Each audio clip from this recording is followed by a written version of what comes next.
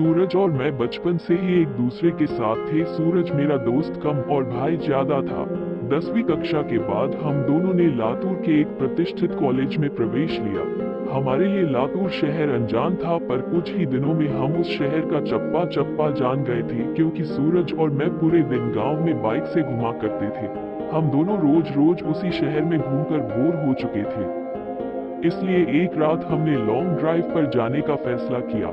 हमने कामी गांव के जंगल में जाने का प्लान बनाया। हम कामी गांव के जंगल में कभी नहीं गए थे, पर हमने सिर्फ इतना सुना था कि कामी गांव का जंगल सिर्फ नाम का जंगल है, क्योंकि वह हरे भरे पेड़ों के सिवाय कुछ नहीं था, क्योंकि उस जंगल में जो भी जंगली जानवर थे वो शिकार के कारण खत्म हो चुके थे।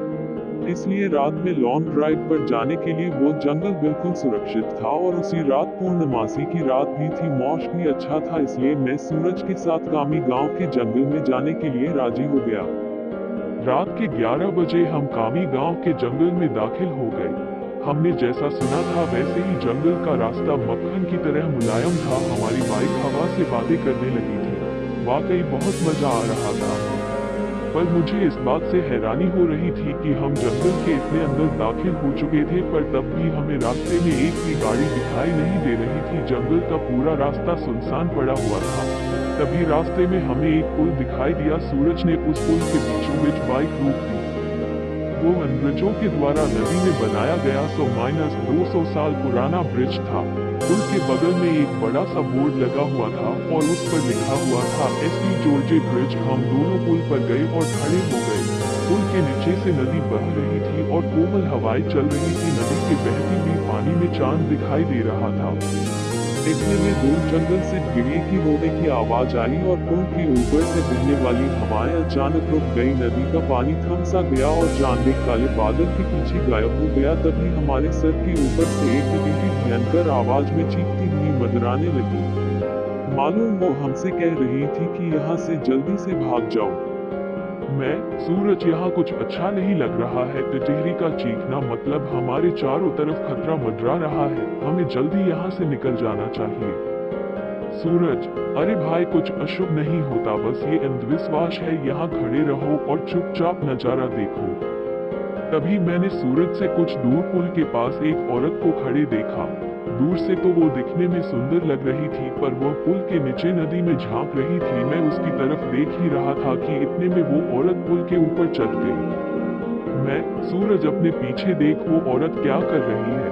सूरज ने पीछे मुड़कर देखा। वो औरत अभी भी पुल के रेलिंग के ऊपर चढ़कर नदी में देख रही थी। सूरज भाई, वो खुदकुशी करने की कोशिश कर रही है, सूरज ने मुझसे कहा। खुदकुशी? ये सब सुनकर मेरे हाथ पैर कांपने लगे, क्योंकि जब मैं एक बच्चा था तब मेरे दादाजी ने खुद को फांसी लगा करके खुदकुशी कर ली थी, और वो मैं ही था जो उन्हें पहली बार फांसी पर लटकते हुए देखा था। इधर सूरज उस औरत को रोकने के लिए उसकी तरफ भागा, लेकिन मैं वहीं खड़ा रहा, क्योंकि फांसी पर लटकते हुए मेरे दादाजी मेरे सामने आ रहे थे। सूरज तेजी से चिल्लाया, अरे चाची, क्या कर रही हो, उतरो, वहां से गिर जाओगी। सूरज की आवाज सुनकर मैं होश में आया। सूरज उस औरत के बहुत ही करीब जा पहुंचा था और तभी वो औरत नदी में कूद गई। तब तक मैं दौड़ते हुए सूरज के पास जा पहुंचा। वो औरत हमारे सामने नदी में डूब रही थी और चीख रही थी, बचाओ बचाओ, पर हम उसे सिर्फ डूबते हुए देख रहे थे, क्योंकि हम दोनों बहुत ज्यादा डर गए थे। वो औरत मदद के लिए बुला रही थी। फिर तभी सूरज ने अपनी टी-शर्ट उतारा और पुल के रेलिंग पर चढ़ गया। मैंने उसका हाथ पकड़कर उसे रोकने की बहुत कोशिश की, लेकिन वह नहीं माना। उसने मेरे हाथ से अपना हाथ छुड़ाकर उस लड़की को बचाने के लिए नदी में कूद गया। सूरज नदी में कूदते ही उसने अपने आसपास देखा तो उसे वह औरत कहीं भी दिखाई नहीं दे रही थी। उसने सोचा कि वह डूब चुकी होगी। फिर उसने गहरी सांसें ली और पानी के अंदर डुबकी लगाई। कुछ देर बाद वह पानी के ऊपर आया, लेकिन वो लड़की कहीं नहीं दिखाई दे रही थी।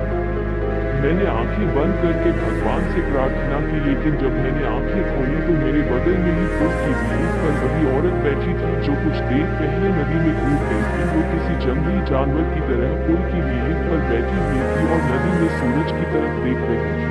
मैं मन ही मन सोच रहा था कि तभी मुझे लगा कि ये औरत नहीं बल्कि एक चुड़ैल है, और मैं डर के मारे कांपने लगा और जोर से चिल्लाया, सूरज।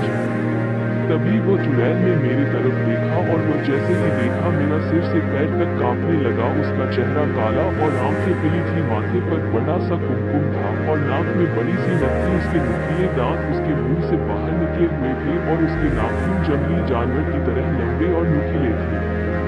चुड़ैल, क्या हुआ? मुझे ढूंढ रहे थे? हंसते हुए बोली। सूरज पानी की सतह से हमें देख रहा था। उसे भी पता चल चुका था कि ये कोई औरत नहीं बल्कि ये एक चुड़ैल है। सूरज हमें चौड़ी आंखों से देख रहा था। मैंने सोचा अब ये चुड़ैल मुझे इसी पुल पर चीर फाड़ कर मार डालेगी और फिर मेरी कच्चे मांस को चबा चबा कर खा जाएगी, क्योंकि मैं अकेले ही उसके पकड़ में आ गया था और डर के मारे मैंने अपने पैंट में पेशाब कर दी। चुड़ैल, डरो मत, मैं तुम्हें नहीं उसे अपने साथ नदी में ले जा रही हूँ। जब मैं ये सुना तो मेरा दिल दर्द से दहल उठा। मैंने सूरज से चिल्लाते हुए कहा, सूरज जल्दी से पानी से बाहर निकलो, नहीं तो ये चुड़ैल तुम्हें पानी में ले जाएगी। सूरज पूरी तरह से डर गया था। उसके हाथ पैर सुन्न हो गए थे। उसे एहसास हो गया था कि वह नदी में से बाहर नहीं निकल पाएगा, क्योंकि वो नदी के बीचों बीच था। चुड़ैल मेरे तरफ देखकर मुस्कुराई और फिर नदी में छलांग लगा दी। सूरज आखिरी बार चिल्लाया और चुड़ैल उसे पानी में अपने साथ ले गई। कुछ देर तक पानी में से बुलबुले निकलते रहे, पर कुछ देर बाद वो भी बंद हो गए। मैं आंखें फाड़ फाड़ कर नदी में देख रहा था और सूरज को पुकारता रहा और इतने में नदी के पानी में खून दिखाई दिया। मेरी आंखों में आंसू आ गए और मैं समझ गया कि उस चुड़ैल ने सूरज को मार दिया है। मैं वो सदमा बर्दाश्त ना कर सका। मेरी आंखों के सामने अचानक अंधेरा छा गया और मैं उसी जगह पर बेहोश हो गया। जब मुझे होश आया तब सुबह हो चुकी थी। मैं 4-5 लोगों से घिरा हुआ था। पुल पर काफी सारे लोगों की भीड़ जमी हुई थी। लोग पुल के नीचे झांक कर देख रहे थे। मैं उठा और दौड़कर पुल के पास गया और देखा पानी में नदी के किनारे सूरज की लाश तैर रही थी। उस चुड़ैल ने बड़े ही बेदर्दी से सूरज के सीने से दिल निकाल लिया था। मेरा सबसे अच्छा दोस्त मुझे छोड़कर चला गया था। उस दिन मुझे कामी गांव के लोगों से पता चला कि उस नदी में 100 साल पहले से किसी चुड़ैल का वास था। असल में हुआ ये था कि अंग्रेजों के जमाने में एक अंग्रेज अफसर ने सुंदरा नाम के एक औरत का बलात्कार किया था। ये बात आसपास के हर गांव में फैल गई थी। इसी कारण सुंदरा से गांव की कोई भी औरत बात नहीं करती थी, क्योंकि सब लोग कहते थे कि उसकी पवित्रता नष्ट हो चुकी है। गांव के लोग उसे हर दिन ताने मारते थे। कुछ दिन बाद सुंदरा के पति ने भी उसे छोड़ दिया। तब सुंदरा अपने घर चली आई। कामी गांव ही उसका मायके था, लेकिन वहां भी उसे बहुत सारी बेइज्जती झेलनी पड़ी। वो हर दिन लोगों के ताने सुनकर तंग आ गई थी। इसलिए एक दिन पूर्णमासी की रात सुंदरा ने कामी गांव के एसटी जॉर्जे ब्रिज से नदी में कूदकर खुदकुशी कर ली थी। मरने के बाद वो चुड़ैल बन गई और पूर्णमासी की रात सुंदरा उस ब्रिज पर आती थी और लोगों को इसी तरह कपट से अपना शिकार बनाती थी। कामी गांव के कुछ बुजुर्ग लोग ये भी कहते हैं कि 100 पुरुषों या लड़कों का दिल खाने के बाद वह चुड़ैल फिर से एक सुंदर औरत बनने वाली थी। इसलिए वह सिर्फ पुरुषों और लड़कों को अपना शिकार बनाती थी और उनका दिल कच्चा चबा जाती थी। सूरज के मारने के बाद कामी गांव के एसटी जॉर्ज ब्रिज पर कभी भी वो चुड़ैल दिखाई नहीं दी। इसीलिए कामी गांव के लोग कहते हैं कि मेरा दोस्त सूरज उस चुड़ैल का आखिरी शिकार था और उसके बाद वो फिर से जिंदा और सुंदर स्त्री बन गई और अभी वो किसी आदमी के साथ सामान्य जीवन जी रही होगी।